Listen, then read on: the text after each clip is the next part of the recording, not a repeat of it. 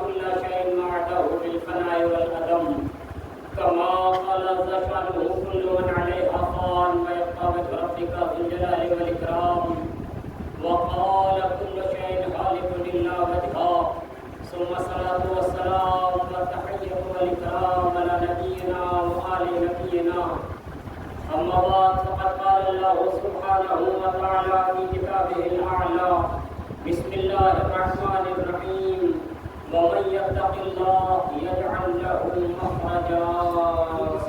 اللهم صل على محمد وآل محمد. تمام تعریف اس پروردگار عالم کے لیے ہے جو عالمین کا پالنے والا ہمارا مالک و خالق حقیقی پروردگار عالم ہے. درود و سلام حضرات مقدسات انبیاء علیہ السلام اور آپ کی آل اطہار علیہ السلام پر. خالق کائنات جس نے انسان کو خلق کیا، خلق کرنے کے بعد اس کی زندگی کے تمام تر اصول و ضوابط پروردگار عالم نے معین اور مشخص کر دیے. خداوند منان انسان کو اس دنیا میں بھیجنے کے بعد یہی چاہتا ہے کہ یہ انسان کامیاب و کامران ہو جائے اور انسان فلاح و بہبود پا جائے، کامیابی پا جائے. خداوند عالم نے جب انسان کی خلقت کی اور خلقت کرنے کے بعد کائنات میں اصول و ضوابط بنا کر کے بھیجا اور جب یہ انسان اس دنیا میں آیا تو اس کی یہی خواہش رہی کہ کسی نہ کسی طرح سے میں کامیاب ہو جاؤں، کسی نہ کسی طرح سے میں کامران ہو جاؤں اور اچھی زندگی گزار لوں،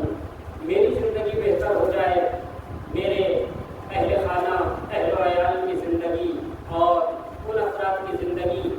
جو مجھ سے وابستہ ہیں ان کی زندگی اچھی سے اچھی اور بہتر سے بہتر گزرے. خداوند عالم نے انسان کی زندگی گزارنے کے کچھ قوانین بنائے اور خاص طور سے کامیاب زندگی کے پروردگار عالم نے کچھ اصول بنائے ہیں کہ اگر انسان اپنے آپ کو کامیاب کرنا چاہتا ہے، جس اعتبار سے بھی انسان کامیاب کرنا چاہتا ہو، چاہے وہ کوئی بھی اعتبار ہو، اگر کسی کے ذہن میں یہ بات ہو کہ میں واجبات کو انجام دینے میں کامیاب ہو جاؤں، تب بھی اس کے قوانین ہیں. اگر کسی کے ذہن میں یہ بات ہے، وہ مال و دولت کو سمجھتا ہے کہ مال و دولت اگر زیادہ ہو جاتا ہے تو کامیاب انسان ہو جاتا ہے. پروردگار عالم نے تمام تر چیزوں کے قوانین بنائے ہیں. کامیابی کا پہلا اصول اور پہلا قانون جو پروردگار عالم نے بنایا ہے وہ سورہ طلاق کی دوسری آیت میں ارشاد ہو رہا ہے وَمَن يَتَّقِ اللَّهَ يَجْعَلْ لَهُ مَخْرَجًا، کہ جو تقوی الہی اختیار کرے گا پروردگار عالم اسے ہر مشکل سے نکلنے کا راستہ بتا دے گا. لہذا کامیاب ہونے کا پہلا راستہ اور پہلا اصول یہ ہے کہ انسان تقوی الہی اختیار کرے. دوسرا قانون کامیاب ہونے کا یہ ہے جس کے متعلق پروردگار عالم نے سورہ نحل کی 39ویں آیت میں ارشاد فرمایا وَأَن لَيْسَ لِلْإِنسَانِ إِلَّا مَا سَعَىٰ، کہ انسان کے لیے ضروری یہ ہے کہ وہ محنت اور کوشش کرتا رہے. اگر انسان محنت اور کوشش کرتا رہے گا تو ایک دن ایسا آئے گا کہ وہ ضرور کامیاب ہو جائے گا. انسان کوشش اور صحیح کے علاوہ کچھ نہیں کر سکتا ہے، اس کے ہاتھ میں بس اتنا ہی ہے کہ وہ کوشش کرتا رہے، نتیجہ خداوند عالم کے ہاتھ میں رہتا ہے. اور خداوند عالم کہتا ہے جو بھی میری راہ میں آتا ہے، جو بھی نیک قدم آگے بڑھاتا ہے، پروردگار عالم اسے کامیابی ضرور عطا کرتا ہے. اور تیسرا طریقہ اور تیسرا اصول پروردگار عالم نے کامیابی کا جو بیان کیا وہ بھی سورہ طلاق میں خداوند عالم بیان کر رہا ہے کہ وَمَن يَتَوَكَّلْ عَلَى اللَّهِ فَهُوَ حَسْبُهُ. تیسرا اصول یہ ہے کہ انسان کو کامیاب ہونے کے لیے پروردگار عالم پہ بھروسہ کرنا پڑے گا. انسان دوسروں پہ بھروسہ بہت جلدی کر لیتا ہے. بہت سے افراد ہوتے ہیں کہ بھروسہ کر کے ہی زندگی چلتی ہے. سب کی زندگی، انسان اپنی زندگی کسی ڈاکٹر کے پاس جاتا ہے اور جانے کے بعد اس کو اپنا مرض بتاتا ہے یا ڈاکٹر خود دیکھتا ہے اور دیکھنے کے بعد وہ اس کو دوائیاں اس کو نسخہ تجویز کرتا ہے اور انسان بلا چوک چرا کیے بغیر اس سے کچھ کہے اس کی بات مان کر کے وہ نسخہ لے کر کے آ جاتا ہے اور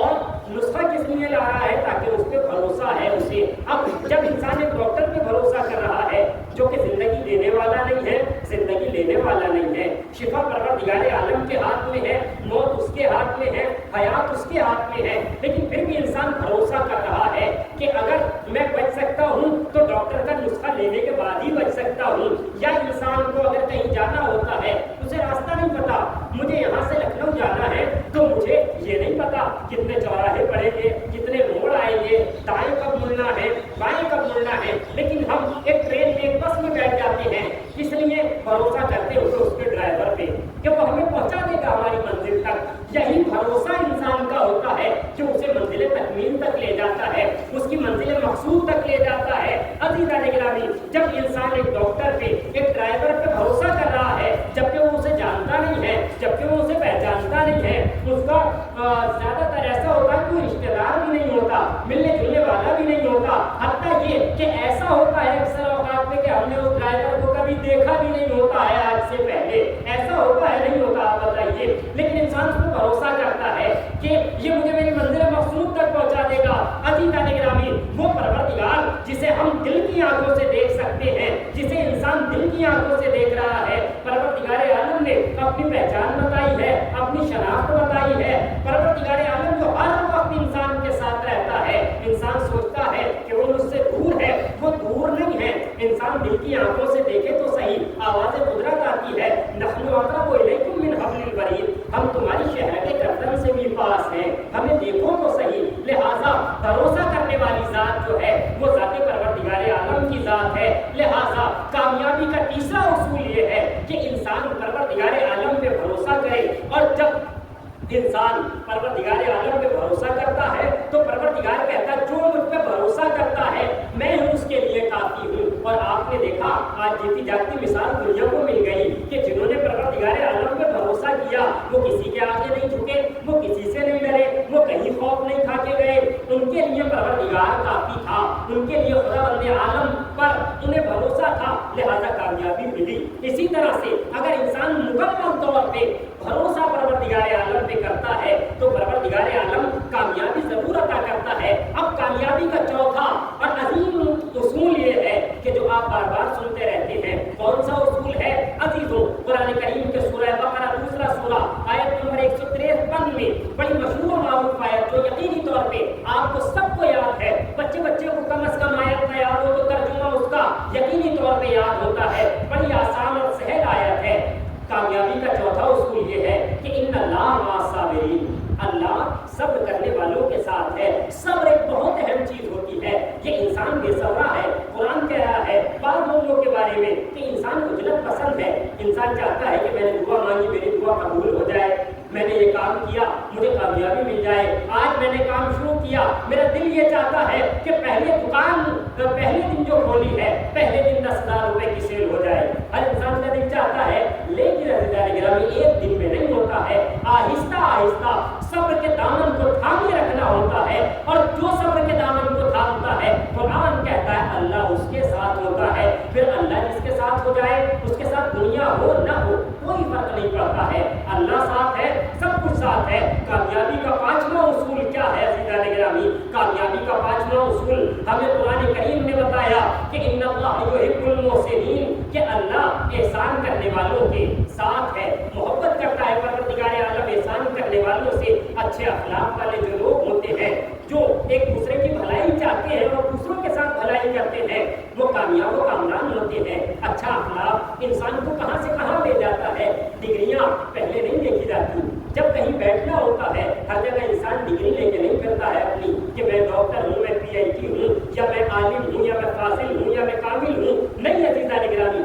اگر اخلاق اچھا نہیں ہوتا ہے بڑی بڑی ڈگریاں فیل ہو جاتی ہیں۔ لہذا کامیابی کا پانچواں اصول یہ ہے کہ انسان کے پاس اچھا اخلاق ہونا چاہیے۔ اور اس کے علاوہ اگلا اصول پروردگار عالم نے سورہ توبہ کی 119ویں آیت میں ارشاد فرمایا یا ایھا الذین آمنوا اتقوا اللہ وکونوا مع الصادقین، کہ اے ایمان لانے والوں تقوی الہی اختیار کرو اور سچوں کے ساتھ ہو جاؤ۔ یعنی کامیابی کا ایک اصول یہ ہے کہ انسان سچ کہے، سچ سنے، سچ بولے۔ اگر انسان سچا نہیں ہوتا ہے تو ہر جگہ اس کی برائی ہوتی ہے، کچھ لوگ اس کے منہ پہ برائی کر دیتے ہیں، کچھ لوگ اس کی پیٹھ پیچھے برائی کر دیتے ہیں۔ لہذا کامیاب ہونے کے لیے چاہے کام میں چاہے کسی بھی چیز میں سچا ہونا انسان کے لیے، صادق ہونا بہت ضروری ہے۔ یہ سچائی ایسی صفت ہے جو خدا بند عالم کے ناموں میں سے، اس کے اسما میں سے ایک اسم ہے، پروردگار عالم کے ناموں میں سے ایک نام صادق ہے، لہٰذا انسان کو اس کائنات میں صادق ہونا چاہیے، اور صادق انسان کب بنے گا؟ جب جعفر صادق علیہ الصلوۃ والسلام صلی علی محمد وآل محمد، تو انسان سچا ہو جائے گا اور صادق ہو جائے گا۔ کامیابی کا اگلا اصول جو پروردگار عالم نے قرآن کریم میں بیان کیا، وہ خداوند منان بیان فرماتا ہے، قل هل يستوي الذين يعلمون والذين لا يعلمون۔ پروردگار عالم سورہ نور کی 9 نمبر کی آیت میں ارشاد فرماتا ہے کہ کامیابی کا ایک اصول یہ ہے کہ انسان علم حاصل کرے، انسان سمجھ رکھتا ہو، انسان عقل رکھتا ہو، تبھی جا کے انسان کامیاب ہوگا، ورنہ بے علم افراد، لا علم افراد کتنے اس دنیا میں پھر رہے ہیں جن کے پاس علم نہیں ہے، جن کے پاس شعور نہیں ہے، جن کے پاس عقل نہیں ہے۔ عزیزان گرامی، کتاب کافی میں جو پہلا باب رکھا گیا ہے وہ یہی رکھا گیا ہے، کتاب العقل والجہل، عقل اور جہل کا باب رکھا گیا ہے، کیونکہ اگر انسان کے پاس عقل نہیں ہے تو علم حاصل نہیں کر سکتا، اور جاہل کے لیے مولا کائنات امیر المؤمنین حضرت علی بن ابی طالب علیہ السلام صلی علی محمد وآل محمد، آپ فرماتے ہیں کہ عاقل آدمی ایسا ہے جیسے وہ اس دنیا میں ہو ہی نہ، ایسا انسان ہے۔ اب جو انسان جاہل ہوتا ہے اس کے لیے یہ فرما رہے ہیں کہ جہل انسان کو تاریکیوں میں لے جاتا ہے، پستیوں میں لے جاتا ہے، لہذا مولا فرماتے ہیں کہ عقل بہت ضروری ہے، عقل سے کام لینا، فراست سے کام لینا، اور قرآن کریم نے تو صاف صاف اعلان کر دیا ہے کہ وہ لوگ جو علم رکھتے ہیں اور وہ لوگ جو علم نہیں رکھتے وہ کبھی برابر نہیں ہو سکتے، ان کو برابر تصور نہ کرنا۔ عالم کا الگ مقام ہے، اب جس چیز کا بھی عالم ہے ضروری نہیں ہے کہ صرف علم دین کا، قرآن و حدیث کا بھی عالم ہو، بلکہ اس کا عالم ہونا بہت ضروری ہے، کیونکہ جتنا کم سے کم انسان کی زندگی میں واجبات ہیں، واجبات سیکھنا ہر انسان کے لیے واجب ہے کہ نماز، روزہ، حج، زکات جو واجبات ہیں ان کا علم حاصل کرنا ہر انسان کے لیے ضروری ہے، لیکن اس ضروری علم کو حاصل کرنے کے بعد اگر انسان دوسری چیز میں کسی میں آگے نکل جاتا ہے، ڈاکٹر بن جاتا ہے، انجینئر بن جاتا ہے یا سائنٹسٹ بن جاتا ہے، کچھ بھی بن جاتا ہے، وہ عالم ہے، اس کی عزت کرنا ہمارے لیے لازم ضروری ہے۔ لہٰذا علم ایسی چیز ہے جو کامیابی کے اصولوں میں سے ایک بہت اہم اصول ہے، اور کسی فرقے کا ہو، کسی مذہب کا ہو، کسی ملت کا ہو، اگر عالم آتا ہے تو انسان اس کی عزت کرنے پر خود بخود مجبور ہو جاتا ہے، چاہے کسی بھی فرقے کا ہو۔ آپ دیکھ لیجئے دنیا میں کسی بھی فرقے کے جو عالم ہیں ان کی عزت ہوتی ہے نہیں ہوتی، ہر جگہ عزت ہوتی ہے، جبکہ عزت اور ذلت خدا اپنے عالم کے ہاتھ میں ہے، مگر عزیزان گرامی عزت اگر ملتی ہے تو علم کے ذریعے انسان کو عزت ملتی ہے، لہٰذا اگر انسان کامیاب ہونا چاہتا ہے تو اس کو علم حاصل کرنا چاہیے۔ اور پھر پروردگار عالم کامیابی کے اصولوں کے بارے میں ارشاد فرماتا ہے، عزیزان گرامی سورہ مائدہ قرآن کریم کا سورہ اس کی 8ویں آیت میں پروردگار عالم ارشاد فرما رہا ہے، اعدلوا هو اقرب للتقوی، کہ عدل و انصاف ایک ایسی چیز ہے جو دیانت داری انسان کو کامیابی کے اصولوں تک پہنچاتی ہے۔ اگر انسان عدل نہیں کرتا، انسان انصاف نہیں کر سکتا یا نہیں کرتا تو کامیاب نہیں ہو سکتا ہے، لہٰذا کامیاب ہونے کے لیے عدل اور انصاف سے کام لینا بہت زیادہ ضروری ہے۔ پھر پروردگار عالم اگلا کامیابی کا اصول ارشاد فرماتا ہے، سورہ ابراہیم کی 7ویں آیت میں ارشاد ہوتا ہے، بسم اللہ الرحمن الرحیم، لئن شکرتم لازیدنکم۔ عزیزوں، شکر گزاری ایک ایسی چیز ہے جو انسان کی نعمتوں میں اضافہ کرتی ہے۔ پروردگار عالم نے جو دے رکھا ہے آپ شکر کر کے دیکھیے، پروردگار عالم آپ کو آگے لیتا چلا جائے گا، کیونکہ قرآن خود کہہ رہا ہے لئن شکرتم، اگر تم نے ہمارا شکریہ ادا کیا تو ہم تمہاری نعمتوں میں اضافہ کر دیں گے۔ اب قرآن کریم کی بات کسی طرح سے چھوٹی نہیں ہو سکتی، لہٰذا اگر انسان کامیاب ہونا چاہتا ہے پروردگار عالم کا شکر ادا کرتا رہے ہر حال میں، جو بھی پروردگار عالم نے دیا ہے انسان شکر ادا کرتا رہے۔ اور ایک اور پروردگار عالم نے جو انسان کی کامیابی کا اصول بتایا ہے وہ یہ ہے کہ انسان نیکی، ایک دوسرے کے ساتھ نیکی کرتا رہے، ایک دوسرے کی مدد کرتا رہے۔ پروردگار عالم کہتا ہے وَتَعَاوَنُوا عَلَى الْبِرِّ وَالتَّقْوَىٰ، کہ ہر کی ایک دوسرے کی مدد انسان کو کرنا چاہیے، اچھے کاموں میں، نیک کاموں میں ایک دوسرے کی مدد کرتے رہنا چاہیے۔ اور کامیابی کے بہت سارے اصولوں میں سے جو آخری اصول پروردگار عالم نے بیان کیا ہے وہ یہ ہے کہ جس کے بارے میں خود پروردگار عالم قرآن کریم میں کہہ رہا ہے ادعونی استجب لکم کہ اے میرے بندو مجھے تم دعوت دو مجھے بلاؤ، یعنی دعا ایک ایسا اسلحہ ہے جو انسان کو کامیابی تک پہنچاتا ہے۔ سب کچھ کرنے کے بعد بڑی محنتیں بڑی زحمتیں کر لی، بار بار امتحان دے رہے ہیں، بار بار یاد کر رہے ہیں، بار بار ہم کوئی کاروبار کر رہے ہیں، لیکن ہم بار بار اس میں فیل اور ناکام ہوتے چلے جا رہے ہیں۔ آخری مومن کا اسلحہ جو ہے وہ دعا ہے۔ عزیزان گرامی، انسان کو ساری چیزوں کے ساتھ ساتھ دعا پروردگار عالم سے کرنی چاہیے۔ خدا بند عالم کہتا ہے مجھے بلاؤ، میں تمہاری آواز پر لبیک کہوں گا۔ لہٰذا پروردگار عالم سے انسان کو دعا کرتے رہنا چاہیے، کامیابی کی، اپنی کامیابی کی، اپنے عزیز اقارب، اپنی اولاد، اپنے آل، اپنے بھائی مومنین کی کامیابی کی دعا برابر کرتے رہنا چاہیے۔ خدا بند عالم ہمیں توفیق عطا فرما کہ ہم زیادہ سے زیادہ ان کامیابی کے اصولوں پر عمل کر سکیں۔ پروردگارا ہمیں زیادہ سے زیادہ قرآن کریم کی تعلیم حاصل کرنے کی توفیق عنایت فرما۔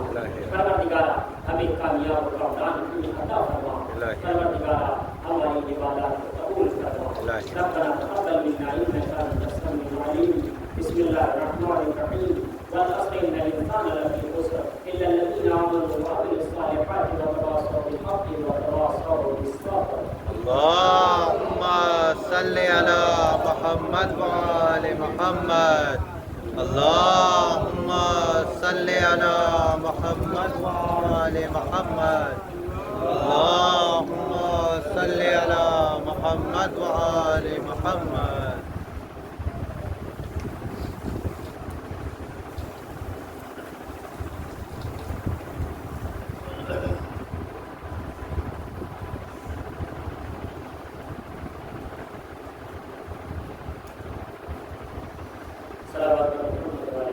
اللهم صل على محمد وآل محمد۔ لا حول ولا قوة إلا بالله العلي العظيم۔ أعوذ بالله من الشيطان الرجيم۔ بسم الله الرحمن الرحيم۔ الحمد لله الذي كان موجودا قبل حدوث الأشياء ويبقى بعد فناء الأشياء، تفرد بالألوهية والقدم وسمى كل شيء وعده بالفناء والعدم، كما قال عز شأنه كل من عليها فان ويبقى وجه ربك ذو الجلال والإكرام، وقال كل شيء هلك إلا وجهه، وقال الله سبحانه وتعالى اتقوا الله وكونوا مع الصادقين، ثم الصلاة والسلام والتحية والإكرام على نبينا وآل نبينا، اللهم اغفر للمؤمنين والمؤمنات والمسلمين والمسلمات الأحياء منهم والأموات، تابع بيننا وبينهم بالخيرات إنك مجيب الدعوات إنك على كل شيء قدير۔ اللهم صل على محمد وآل محمد۔ فقد قال الله سبحانه وتعالى في كتابه الأعلى بسم الله الرحمن الرحيم اليوم أكملت لكم دينكم وأتممت عليكم نعمتي ورضيت لكم الإسلام دينا۔ اللهم صل على محمد وآل محمد۔ تمام تعریف پروردگار عالم کے لیے ہے جو عالمین کا پالنے والا اور ہمارا مالک و خالق حقیقی پروردگار عالم ہے۔ درود و سلام حضرات مقدسات انبیاء علیہ السلام اور آپ کی آل اطہار پر۔ عزیزوں، گزشتہ خطبے میں آپ کی خدمت میں عرض کیا گیا تھا پروردگار عالم نے ایک بہت اہم پیغام جو اپنے نبی کو دیا، بلکہ یوں کہا جائے کہ تمام کار رسالت کو ایک طرف رکھا اور ایک پیغام کو ایک طرف رکھا۔ وہ عظیم پیغام غدیر کا پیغام ہے کہ جس کے بارے میں ارشاد ہو رہا ہے یا ایھا الرسول بلغ ما انزل الیک من ربک فإن لم تفعل فما بلغت رسالتہ واللہ یعصمک من الناس۔ اے میرے نبی، آپ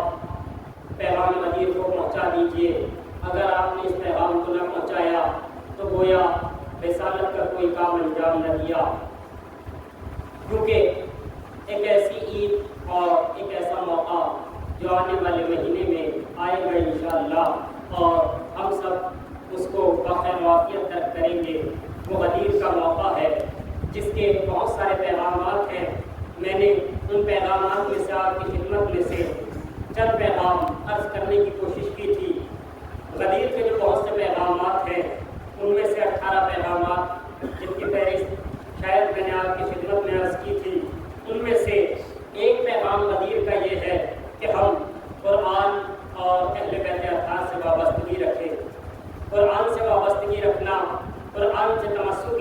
کرنا، قرآن سے جڑے رہنا، اہل بیت اطہار سے جڑے رہنا، یہ ہر انسان کی ذمہ داری ہے، کیونکہ عزیزان گرامی پیغمبر اکرم حضرت محمد مصطفیٰ صلی اللہ علیہ وسلم صلی علی محمد وآل محمد، آپ نے فرمایا ہے، کافی کی جلد نمبر 1 صفحہ نمبر 294 پر یہ حدیث آپ ارشاد فرمائی ہے کہ انی تارک فیکم الثقلین کتاب اللہ و عترتی و اہل بیتی ما ان تمسکتم بہما لن تضلوا بعدی ابدا، کہ لوگوں میں تمہارے درمیان 2 گراں قدر چیزیں چھوڑے جا رہا ہوں، ایک اللہ کی کتاب ہے اور دوسرے میرے اہل بیت ہیں، جب تک تم ان دونوں چیزوں سے متمسک رہو گے تو تم کامیاب اور فلاح پاتے رہو گے۔ یہ دونوں چیزیں ایک دوسرے سے جدا نہیں ہو سکتی ہیں یہاں تک کہ حوض کوثر پر مجھ سے مل جائے۔ عزیزوں، قدیم کا ایک اہم پیغام یہ ہے کہ انسان قرآن سے تمسک اختیار کرے، قرآن سے جڑا رہے، اور قرآن کے ساتھ ساتھ اہل بیت اطہار سے انسان کو جڑنا چاہیے، کیونکہ قرآن ایک اللہ کی کتاب ہے اور قرآن ثابت ہے، خاموش ہے، کچھ کہتا نہیں ہے۔ اسی قرآن کو سمجھانے والی ذوات مقدسات اہل بیت اطہار، جن میں حضرت محمد مصطفیٰ صلی اللہ علیہ وسلم عزیزوں، اہل بیت اطہار یعنی نبی و آل نبی علیہ السلام وہ ہیں جن کے لیے قرآن کریم میں پروردگار عالم نے سورہ احزاب قرآن کریم کا 33واں سورہ اور 33ویں آیت، بڑی مشہور و معروف آیت جو آپ حضرات سماعت کرتے رہتے ہیں، جس میں پروردگار عالم ارشاد فرما رہا ہے انما یرید اللہ لیذھب عنکم الرجس اہل البیت ویطہرکم تطہیرا۔ اللہم صلی علی محمد وآل محمد۔ عزیزوں، اللہ کا ارادہ یہی ہے کہ اہل بیت اطہار کو ہر طرح کے رجس، ہر طرح کی نجاست کو ان سے دور رکھے اور انہیں مکمل طور سے پاک و پاکیزہ قرار دے۔ پروردگار عالم نے اہل بیت اطہار کی طہارت کو قرآن کریم میں بتایا ہے، اور قرآن کریم ایک ایسی عظیم کتاب ہے کہ جس کے بارے میں خود قرآن کریم کا 70واں سورہ، سورہ اسراء یا سورہ بنی اسرائیل، جس کی 9ویں آیت میں پروردگار عالم ارشاد فرما رہا ہے ان ھذا القرآن یہدی للتی ہی اقوم، کہ بے شک یہ قرآن نیک راستے کی اور سیدھے راستے کی طرف ہدایت کرتا ہے، اور جو سیدھا راستہ ہمیشہ اور ہمیشہ کے لیے سیدھا اور سچا راستہ ہے جسے پروردگار عالم نے پسند کیا ہے۔ اب قرآن کریم کے بارے میں بھی معلوم ہو گیا کہ قرآن عظیم کتاب ہے پروردگار عالم کی، اہل بیت اطہار اسی قرآن کو سمجھانے والے ہیں۔ پیغمبر کی حدیث بھی موجود ہے کہ قرآن سے تمسک اختیار کرنا ہے، اہل بیت اطہار کے ساتھ رہنا ہے۔ عزیزان گرامی، قرآن اور اہل بیت اطہار کے حوالے سے بہت ساری چیزیں بیان کی گئی ہیں، کیونکہ پیغمبر اکرم نے جو غدیر کا خطبہ دیا اس میں بار بار بتایا کہ قرآن کریم سے کبھی دور نہ ہونا، اہل بیت اطہار سے کبھی دور نہ ہونا، اور اسی کے سلسلے میں مولا کائنات امیر المؤمنین حضرت علی بن ابی طالب اللہم صلی علی محمد وآل محمد ارشاد فرماتے ہیں قرآن کے سلسلے سے کہ ذالک القرآن فاستمسکوہ ولن ینطق ولکن اخبرکم عنہ، کہ قرآن کریم اللہ کی کتاب ہے، لیکن یہ قرآن وہ ہے کہ تم جس سے سوال کرو، لیکن جب تم اس قرآن کریم سے سوال کرو گے تو یہ قرآن کریم خود جواب نہیں دے گا تمہیں، یعنی قرآن کریم بولے گا نہیں۔ اگر تمہیں قرآن سے سوال کرنا ہے تو قرآن کریم کا جو جواب دیں گے وہ ہم اہل بیت اطہار جواب دیں گے، یعنی قرآن کریم خاموش رہتا ہے۔ انسان کے پاس تو قرآن رہتا ہے، لیکن عزیزان گرامی قرآن خاموش رہتا ہے، قرآن بولتا نہیں ہے۔ قرآن کو اگر سمجھائیں گے تو اہل بیت اطہار سمجھائیں گے، قرآن کریم کی تعلیمات دیں گے تو اہل بیت اطہار قرآن کریم کی تعلیمات دیں گے۔ مگر عزیزوں، ہم نے قرآن کریم سے کتنا تمسک اختیار کیا ہے؟ بہت ساری جگہ دیکھا جاتا ہے کہ قرآن کریم کو طاق کی زینت بنا کے رکھا ہوا ہے۔ عزیزوں، قرآن کریم طاق کی زینت بننے کے لیے نہیں آیا تھا، غدیر میں یہی تو پیغام دیا جا رہا تھا کہ قرآن سے تمسک اختیار کرنا۔ قرآن میں جو باتیں بتائی گئی ہیں، قرآن کریم عزیزوں ایسی کتاب ہے کہ جس کے بارے میں خود قرآن میں پروردگار عالم نے ارشاد فرمایا کہ قرآن کریم کے ذریعے سے مردوں سے باتیں کی جا سکتی ہیں، لیکن ہم زیادہ تر قرآن کریم کو مردوں کے لیے استعمال کرتے ہیں کہ مردوں کو ثواب پہنچ جائے گا، اچھی بات ہے ثواب پہنچ جائے گا، لیکن قرآن مردوں کے لیے نہیں آیا ہے، قرآن کا اصل مقصد یہ ہے کہ وہ زندوں کے لیے آیا ہے۔ قرآن کریم کو مردوں کو ثواب پہنچتا ہے تو الگ مسئلہ ہے، پڑھنا چاہیے ان کو ثواب پہنچے گا، لیکن صرف اور صرف مردوں کے لیے قرآن نہیں آیا، قرآن تو زندوں کے لیے آیا ہے کہ اگر زندہ مر رہا ہو تو اسے دوبارہ کیسے نئی زندگی دی جائے، اس لیے قرآن کو نازل کیا گیا ہے کہ جو انسان کا ضمیر مر گیا ہو، انسان کی روح مر گئی ہو یا بیمار ہو رہی ہو تو انسان اسے کیسے زندہ کرے گا۔ پروردگار عالم نے اس لیے قرآن کریم کو اس کائنات میں بھیجا، اور قرآن کریم سمجھانے کے لیے اہل بیت اطہار ارشاد فرماتے ہیں کہ نحن خزان علم اللہ و نحن تراجمات وحی اللہ، کہ ہم اللہ کے علم کا خزانہ ہے اور اللہ کی وحی کا ترجمہ کرنے والے ہم ہیں، یعنی قرآن کریم کو سمجھانے والے ہم ہیں۔ لہذا عزیزان گرامی، قرآن کریم کو سمجھنا ہے تو اہل بیت اطہار کو سمجھنا ہوگا۔ غدیر کا پیغام ہم تک جبھی پہنچ سکتا ہے جب ہم اہل بیت اطہار سے قرآن کریم سے تمسک اختیار کرتے رہے، ایک ہاتھ میں ہمارے اہل بیت اطہار کا دامن رہے، ایک ہاتھ میں ہمارے قرآن کریم جیسی عظیم کتاب رہے، تو ہم ہمیشہ اور ہمیشہ کامیاب و کامران ہوتے رہیں گے۔ پروردگارا ہمیں توفیق عطا فرما کہ ہم زیادہ سے زیادہ قرآن کریم کی تعلیمات حاصل کریں۔ پروردگارا ہمیں سیرت اہل بیت اطہار علیہ السلام کے چلنے کی توفیق عطا فرما۔ پروردگارا ہم تیرے گناہگار بندے ہیں، ہمارے گناہوں کی مغفرت فرما۔ پروردگارا ہمارے امام کے ظہور میں تعلیم فرما، جب ہمارے امام کا ظہور ہو تو ہمیں ان کے انصار اور شمار فرما۔ ربنا تقبل منا انك انت السميع العليم، صلاة كثيرة متوالية متكاثرة على نبينا محمد المصطفى، اللهم صل على محمد وآل محمد، وعلى علي بن المرتضى والصديقة الطاهرة فاطمة بنت محمد، اللهم صل على محمد وآل محمد، وعلى الحسن والحسين عليهم السلام، اللهم صل على محمد وآل محمد، وعلى إمامنا زين العابدين ومحمد الباقر عليه السلام، اللهم صل على محمد وآل وعلى محمد، إمامنا جعفر الصادق عليه السلام، اللهم